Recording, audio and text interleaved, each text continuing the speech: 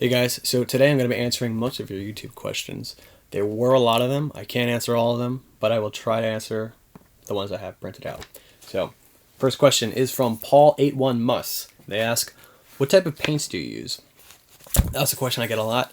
A lot of people think I'm using some sort of airbrush or some fancy oil paints. I'm not. I'm actually using the cheapest paint you could possibly get is the Basics paint. And the reason I use this paint is, well, because it's pretty fucking cheap. That's about it. It has nothing to do about the paints that you get.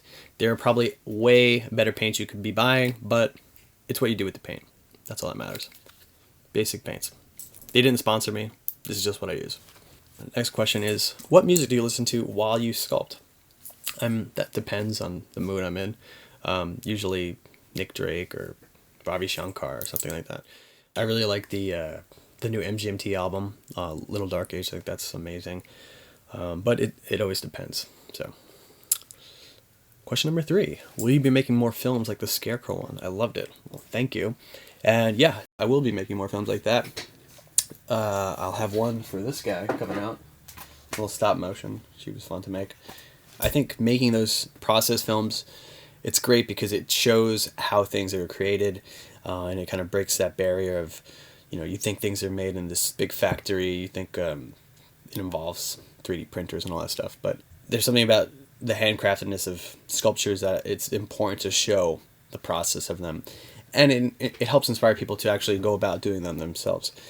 They could be made in your bedroom, they could be made anywhere. You need a table, you need some clay, and I think that's why it's so important to make these process videos so that people could see that and they could take it upon themselves to do it.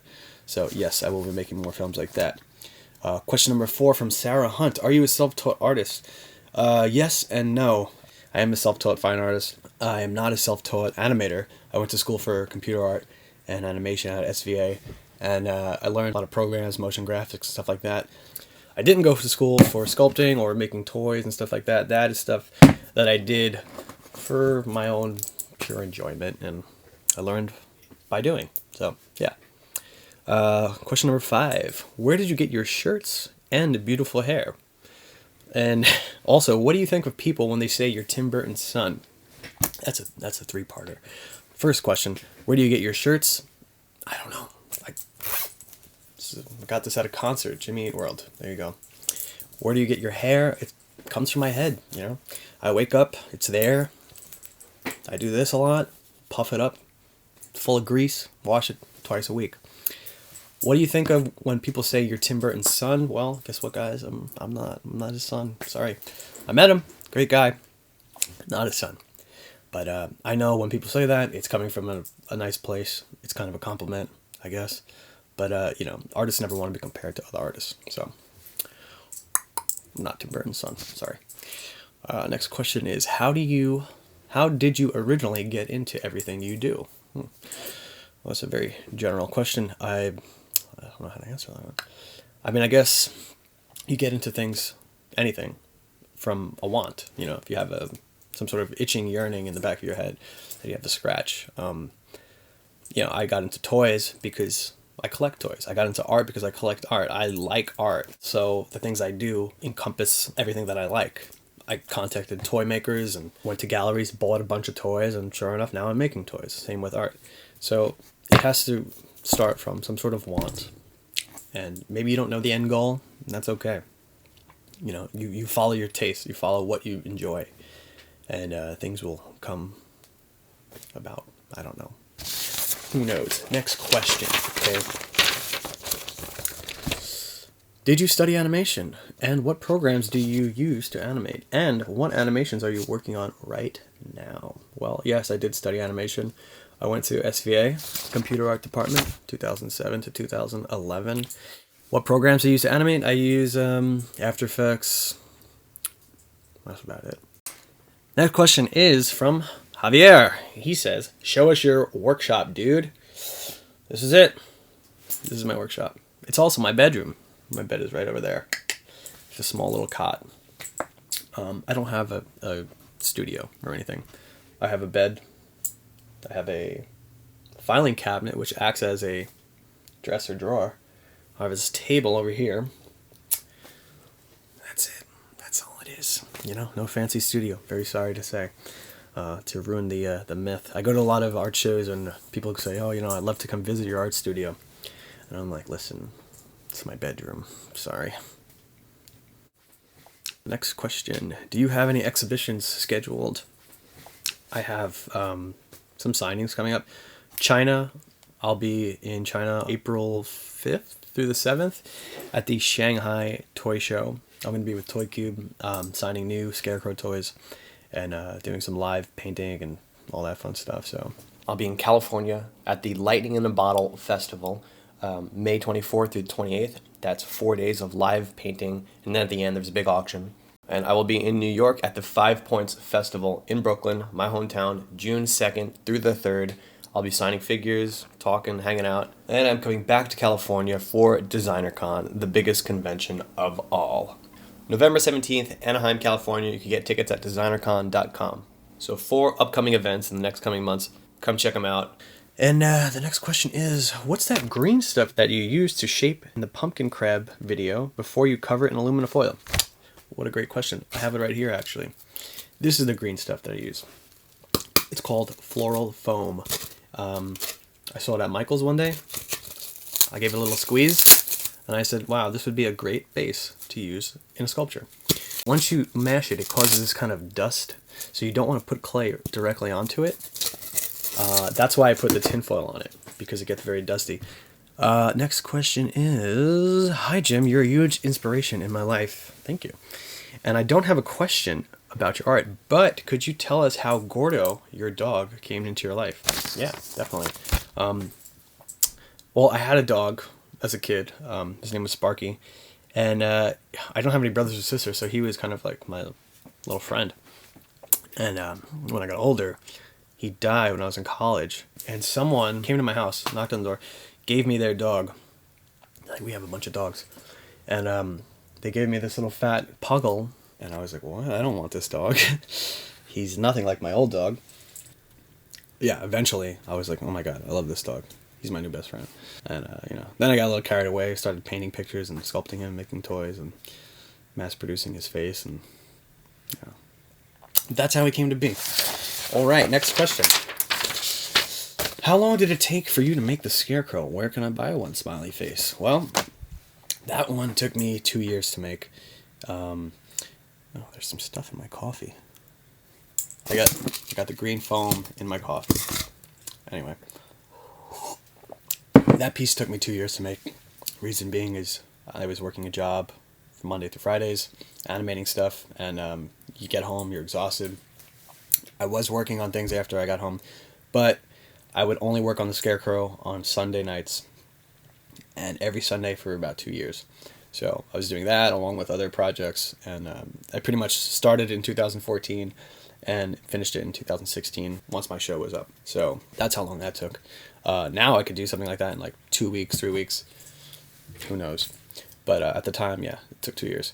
Where can you buy one? Well, they're all sold out now. The one I made was probably about like 23 inches, 24 inches high. We then made toys out of them with ToyQube. You can get them at ToyQube.com. You can get them at jmmckenzie.bigcartel.com. Yeah, we're sold out. But we are going to make one more variant of that for China. So I think you could probably get them on ToyQube.com in a month from now. But we're only going to make 100 and they're going to go super quick. So, yeah. Next question. Hi, Jim. I was wondering if you could tell us more about the process on having your sculptures created as toys and vinyls. Is there a specific factory you go to have them done, or do them by yourself? That's a good question. Yes, I go to ToyQube. I go to 3D Retro to have them done. And they're both fucking awesome. 3D Retro, they've done the King Gordo figure with me, and we made so many different colors with this. These guys are my favorites, and yeah, they came out amazing. The process of that was, I worked with an artist, Paul Kim. We sculpted this in 3D and printed it out. I painted it and made the box art and everything. We got them made. We made about 800. And I remember getting these in the mail. I was living in Brooklyn at the time, living in a 4-story walk-up, and I had to take 1 million boxes of these, walk them all up the stairs. I was sweating, and then I finally got them all up there. I unboxed it. I saw this figure, and I just started getting a little watery in the eyes. It was so amazing because I've collected vinyl toys for forever, and then to have one actually made, and it was my dog, an homage to him. It was amazing. ToyQube is a total different story. I actually bought a figure from ToyQube, the Alex Party figure, the astronaut, and they kind of wrote me and they're like, hey, you want to do a toy with us? I was like, yeah, definitely, because they make amazing, great quality figures. They're like, yeah, let's do a Scarecrow figure, and they made it in a month from start to finish, and it came out amazing. Those sold out super quick, but yeah, it's just a crazy process, and I'm just very happy to like be a part of it. So yes, how did you start your sculpting adventures or adventures with sculpting? I think I mentioned before, I was always kind of doing art and always playing with clay as a kid. I would watch Celebrity Deathmatch and try to recreate the characters like Leo DiCaprio, Marilyn Manson, out of clay, and put together little scenes and stuff like that. And I would make animations with my camera. I would take a bunch of pictures, and this is the 90s, so I would upload them into Microsoft PowerPoint, and then each frame would be a different photo. So I'd play it through as a PowerPoint presentation, but 20 frames per second. And I would get this very crude clay animation. I was about like 8 years old, and it looked terrible, but that was pretty much the start of getting into animation, getting into clay. And it wasn't because there's great jobs in this. It's just because it's something that I wanted to do. It's something that I loved, but I never really sculpted at a serious level until Chet Zar's show, Conjoined 4, January of 2014. And if you don't know Chet Zar, he's amazing. He's done so much great work for Tool, all these different things. He asked me to be a part of Conjoined 4, and there was so many great artists that I loved in that show. So I had to say yes, and I knew nothing about sculpting. And I actually filmed the entire process of me getting into that show and sculpting. It was the first time I ever used Magic Sculpt. And I think in the video, it's the making of King Gordo, you could see me kind of just completely confused. I'm opening this clay. I didn't know what I was supposed to be doing, if I was supposed to be wearing a mask or anything. I'm pretty sure I should be wearing a mask because it smells terrible. It's definitely toxic. And I just kind of went with it and forced myself to learn how to really use clay, how to really, get the form of it. I was like, wow, I did it. I made the dog, and I got the thing done and made it to the show. Flew out there to Copro Gallery. Everyone seemed to enjoy it. And a few months later, they offered me a solo show 2 years down the road for 2016. It goes on from there. So that's how it all happened. Next question is from Ian Freeman. How do you deal with the creative block? You just deal with it. You just go right through it. There's no stopping when you're working. If I'm working on something, I'm doing a big sculpture, I know what it is, and I'm just not feeling in the moment, it's totally fine. You just work right through it. But if you're planning something out from the beginning, you can't think of something, it's okay.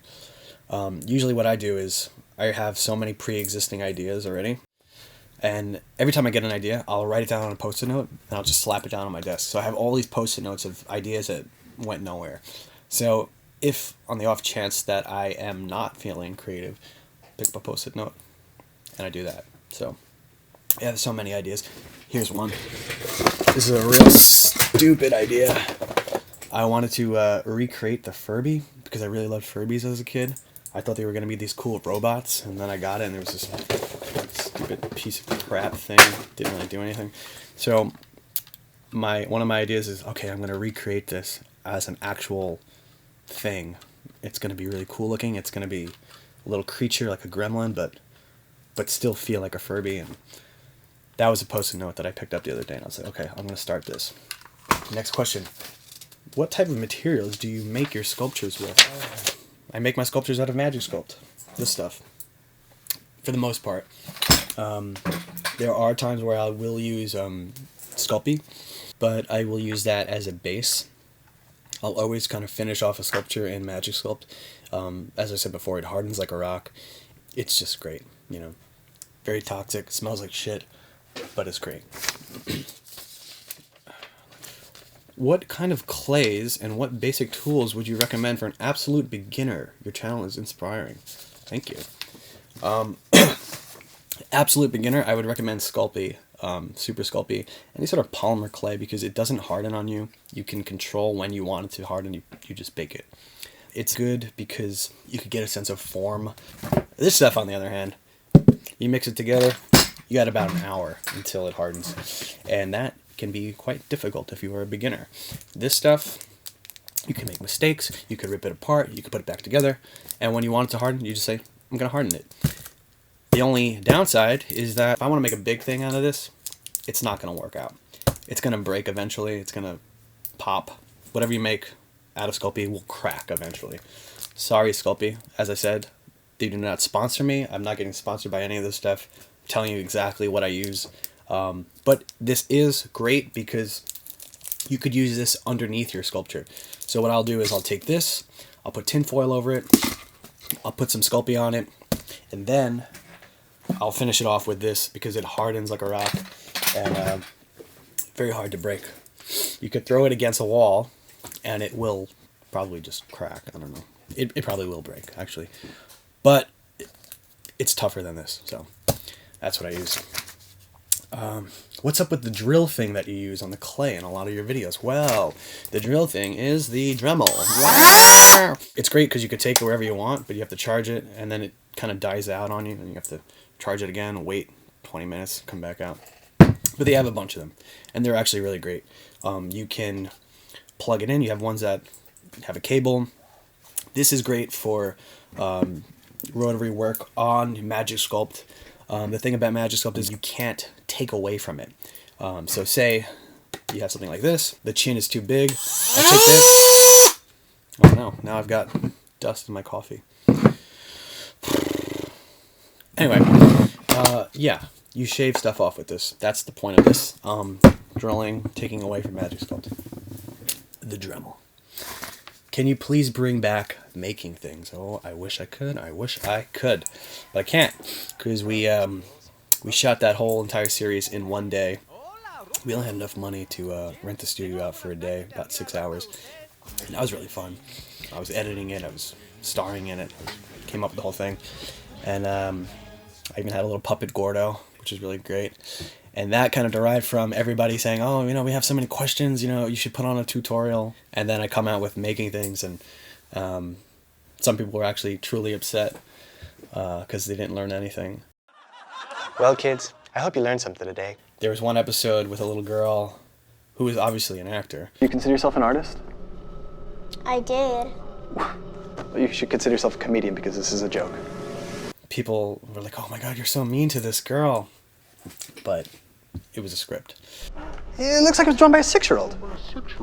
The funny thing about that was, during the filming of that, I was like, okay, I want you to, I have this drawing, and I'm going to talk about the drawing, and I want you to, you know, look really sad and maybe start to cry a little bit if that's something you could do.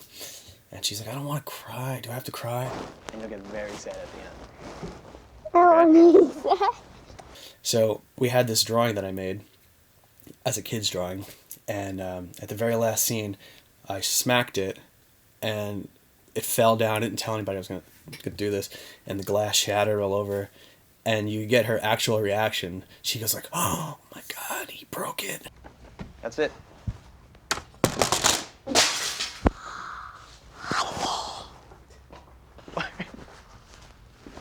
oh my God.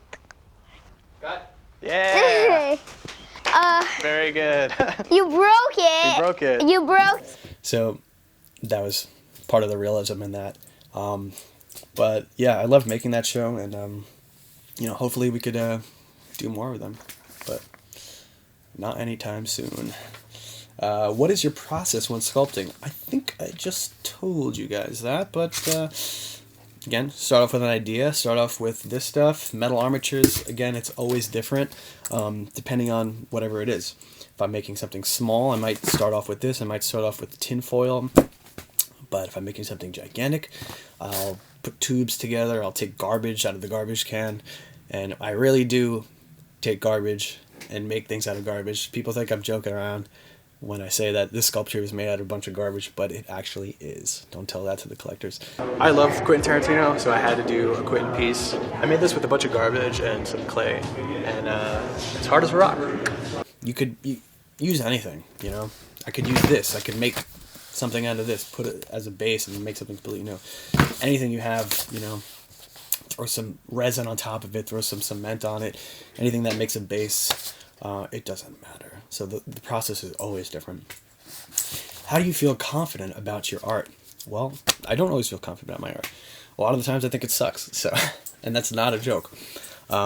Most of the time, pieces are very personal to me, and I won't show them. So I put out what I feel I should put out. But yeah, I'm not always confident. The thing is, though, that you do need to sell your stuff. So confident enough to put it out there. I don't think, you know, it's worth shying away completely. I think if you want to sell your stuff, if you want to be out there, put it out there. That's all. No sense in hiding it all. Next question is, what's your favorite sculpture that you've made? Mine is the caterpillar doggo. That's my favorite sculpture too, actually. It's actually called the Puggle Pillar. This dog is a puggle. Caterpillar's a pillar. Puggle Pillar. And that I made right here in my bedroom. It's a very big sculpture made out of garbage and a bunch of sloshed cement and all that fun stuff. Next question is from Costanza, sorry. She says, "How are you doing?" Well, I'm doing okay. I'm actually moving in 16 hours, maybe even sooner. Right now I'm in New Jersey, and I am moving to a new place in California, LA. And I didn't even start packing, and I'm leaving in like 16 hours. So after this video, I'm gonna take all of this. This won't exist once it's uploaded. It's just gonna be in the past. So I'm doing okay. I just have to pack. That's about it. Next question: will you be teaching sculpting in SVA or any classes? I want to take one. Smiley face. No, I won't be teaching sculpting in SVA.